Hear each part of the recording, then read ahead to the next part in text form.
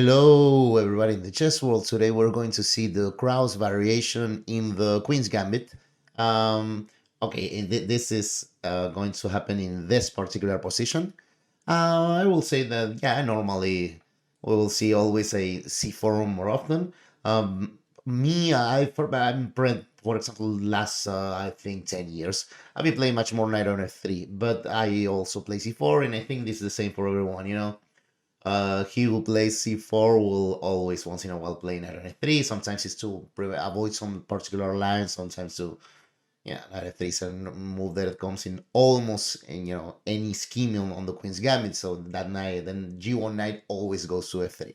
But the thing is that the cross variation is this early c5 that I haven't seen quite often in rated tournaments, but on the internet I started seeing this move quite often. And it's a really interesting one because I mean, initially it will be logic to think that should be some sort of refutation of this, and it's kind of asking an immediate question for white because, for example, if I mean, we can take it, of course, but after e6,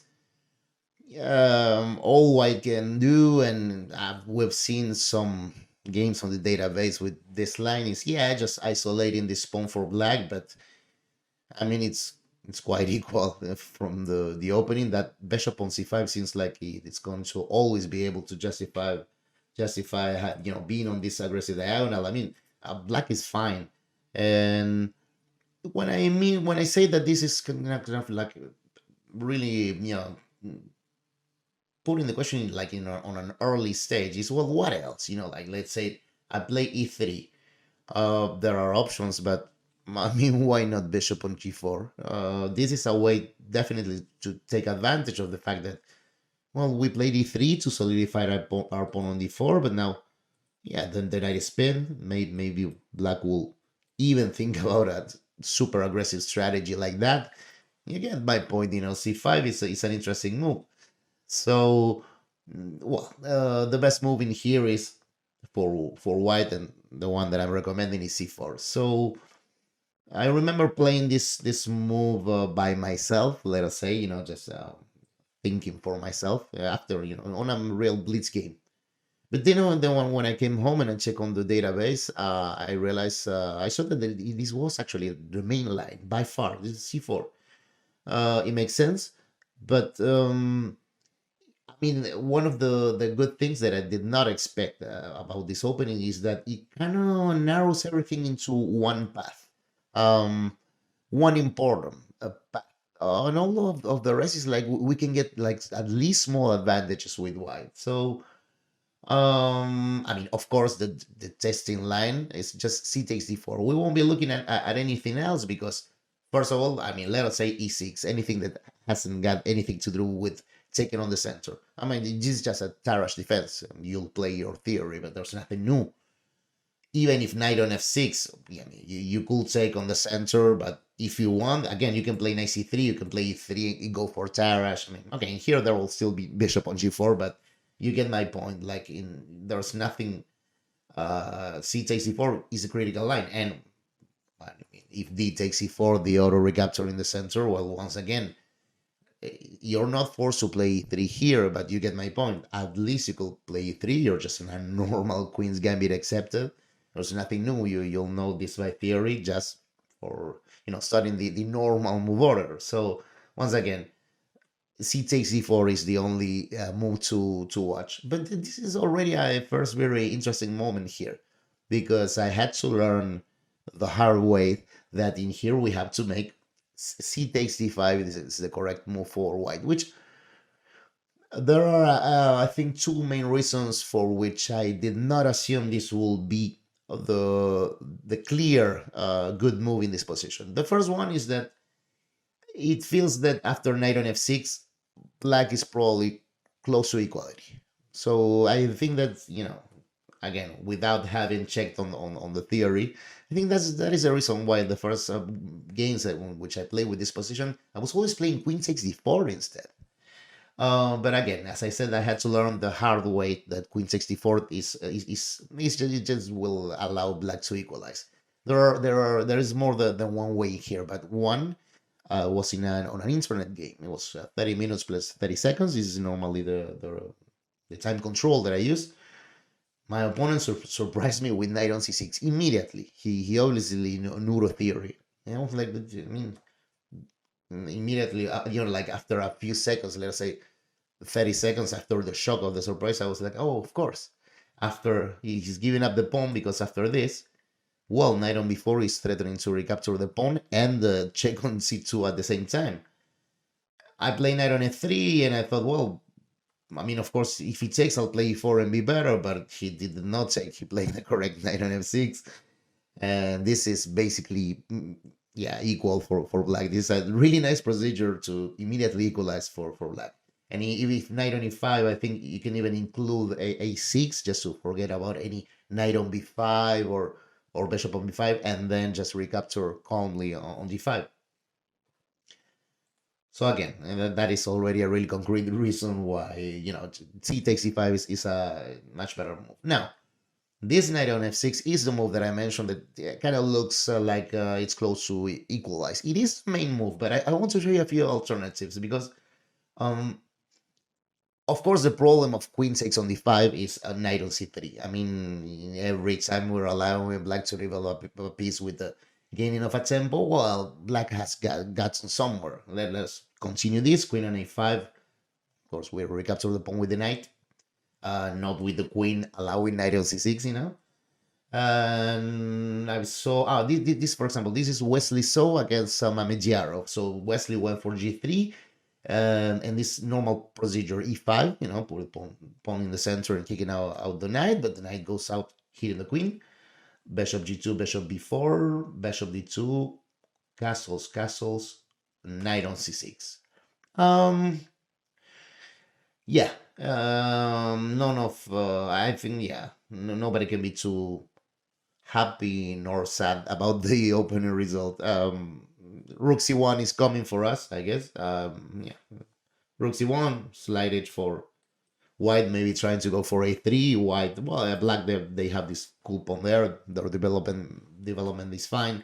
White is slightly better, but it is totally playable. I mean, it's interesting to know that, yeah, knight on f6 is the move that I was afraid of because it looked equalizing, but queen 65 is not only playable, but Mamedyarov played against Wesley So. But, staying on almost the same line, look at this, queen on a5 check. It looks like a really clever intermediate move, right? Because now, let us say we play natural. Well, queen 65, what with the achieve with this intermediate check? Well, there is no knight on c3 anymore because the queen is not there. But that is why I look at how this is really funny for me. Queen d2 exclam, because the idea is, well, yeah, after queen 65 we do have this knight on c3, and if you look at this, we have the same position as in the line that in here it started with queen 65 immediately. But with the queen on d2. So, it's really funny, right? It's the same position, but the queen is on d2 instead of being on d1.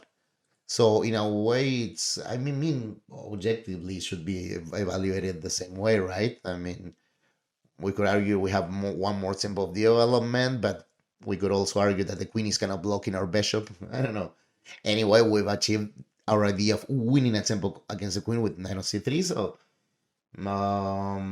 for example, again, these similar lines, black will establish this central pawn on e5, maybe then playing bishop on e6 and kicking away the knight. The knight will go back to b3, winning a tempo against the queen, and this queen on g5. Well, we were probably wondering how to coordinate our pieces with this queen blocking the bishop. Well, this is really interesting. We go there, maybe we'll play bishop g3, queen on g3 and go back. It's interesting. And for example, knight on c6, bishop on e3. I mean, of course, we have to prevent any entrance in here, right? And h6, we can just go back to g3. I don't see a problem. And if knight on h5, queen on f3, we're better. We're always better in here. Another thing that will be much better will be less barking of the dogs. But, we do what we can in here, folks. So, okay, let us go back. C takes d5. knight on f6. Finally, this is really the main move, and well, worked like a charm. You know, the dogs have. Well, I spoke too soon. Anyway, knight takes d4, and in here, obviously, black is not going to recapture with the queen, allowing again knight c3 winning the tempo. Knight takes d5. This is maybe the critical line, critical in the sense trying to really equalize for black. So we'll play e4, and here we got a lot of lines. It's funny how, for example, well, knight on f6 is kind of like the main move. It's kind of similar to the other lines. We can just play knight c3, for example. But I saw knight on before in this game where Illescas-Córdoba was playing with the white pieces, and here against this so-called Olai, I think it's pronounced 2400, very strong. So in here, for example, queen on a4 played the Spaniard, and he just captured that and went with the better development. And it's true. Look at this. It's like, what do we do with these pieces? Do we play g6 and bishop g7? I mean, black played e6, but already the bishop on c8 looks like it might be the classical. Maybe bishop on d7 one day, but well, the game continued bishop on b5. And this is a little classical, you know, both sides kind of harassing the knights on c3 and c6. Okay, in this particular game, yeah, of course, Illescas was trying to be clever, just develop the pieces. And when black asked for a reaction, well, now he said, okay, let us exchange queens and just simply have a better end game. Maybe long castles was a bad move, because here, yeah, he allowed knight on a4, and now c5 is an important hold. Okay, here Illescas was clearly better, I will say. Yeah, probably a clear advantage.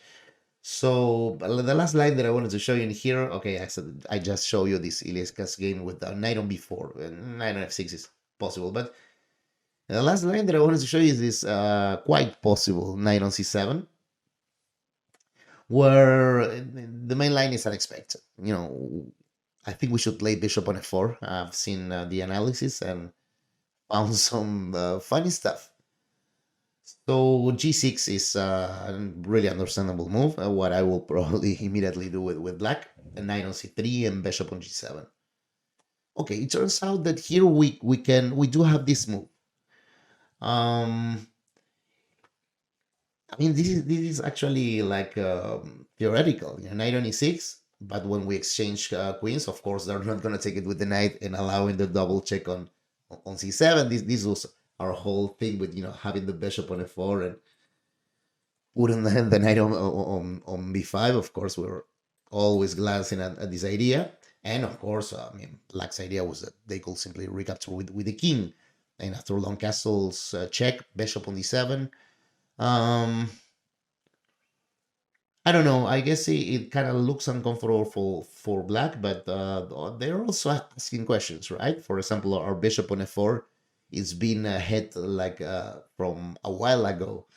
But okay, the last thing that I wanted to show you is this. This is a computer analysis.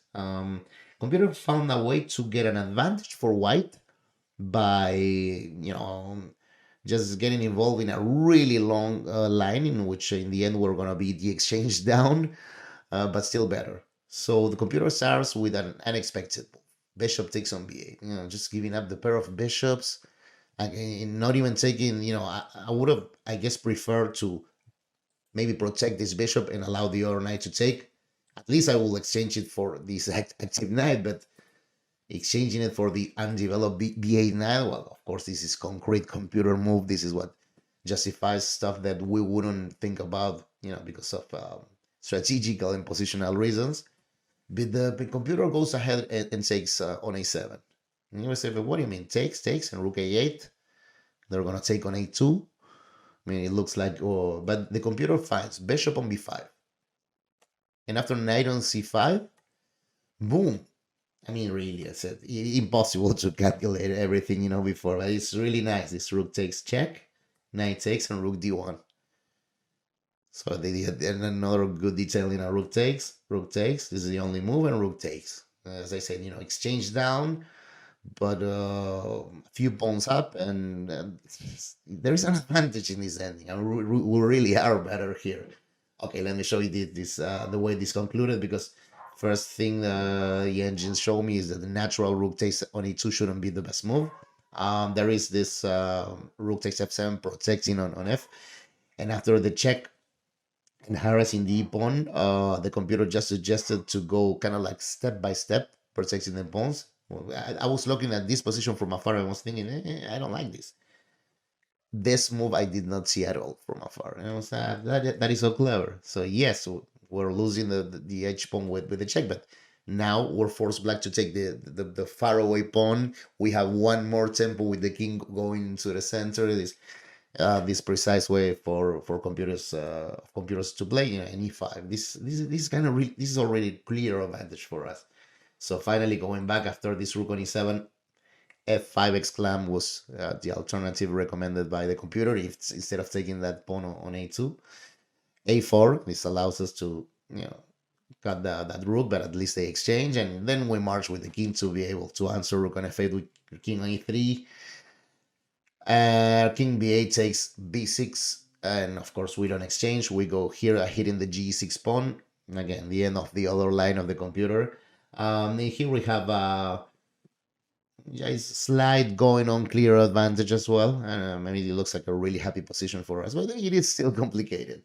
But okay, just going back to the initial position, I've shown you a lot of lines and a lot of ideas, but what you should be able to learn by heart to play this correctly is not actually that much. Remember, the only thing we're interested in learning is c4. All the rest of the moves will transpose to stuff that we've already studied or know, because we are 1g4 players, and the rest you just have to remember to take, the other way around, just c takes on d5, and yeah, from here on you have to maybe learn one or two lines, but I think white is always fine. So, okay, I hope you like the video, and as usual, remember to like, comment, share, and subscribe, and I'll see you next time. Bye bye.